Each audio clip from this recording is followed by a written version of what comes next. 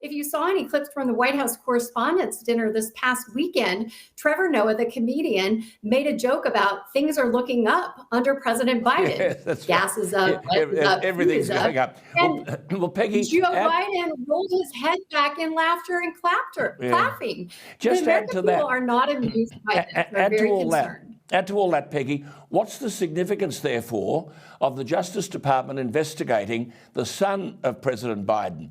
8 months out from midterm elections, federal prosecutors are closing in on the business dealings of Hunter Biden. Peggy, all those stories about Hunter Biden's laptop, abandoned in a Delaware repair shop in 2019 and supposedly containing a trove of emails and texts and sexual material and financial documents, reportedly detailing how he regularly used his father's political clout to capitalise on overseas business dealings.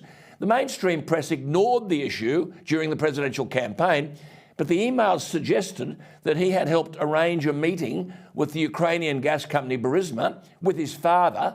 In April 2015, Biden was vice president, and Hunter Biden was lavishly remunerated. Then there's the Chinese energy firm CEFC, which over the course of 14 months paid almost $5 million to entities controlled by Hunter Biden and his uncle. Twitter blocked links to the story. 17 months later, here we are.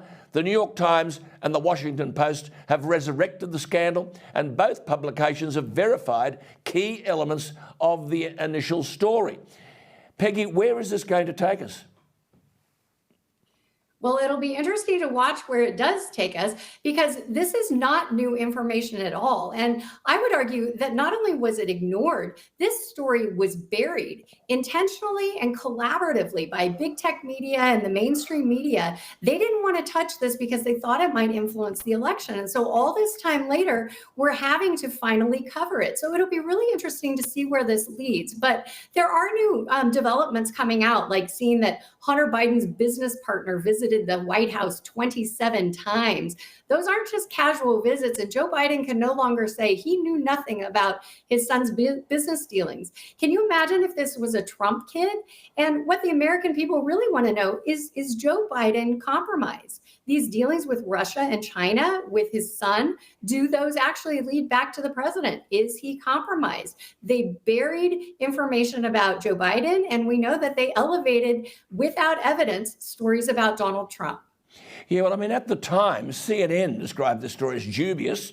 A Washington Post columnist called it a non-scandal. The Wall Street Journal wouldn't buy it. So the president has the war in Ukraine. You've mentioned soaring inflation, cost of living pressures, coronavirus, and his son Hunter Biden. How's he managing all this? Well, we know he's not managing it, nor does he even seem to be engaged in what's happening. When the Easter Bunny is controlling his movements at a White House event and he wanders aimlessly off the stage and shaking hands with people who aren't there, we know this is not going well. It's really sad, and it's actually very dangerous.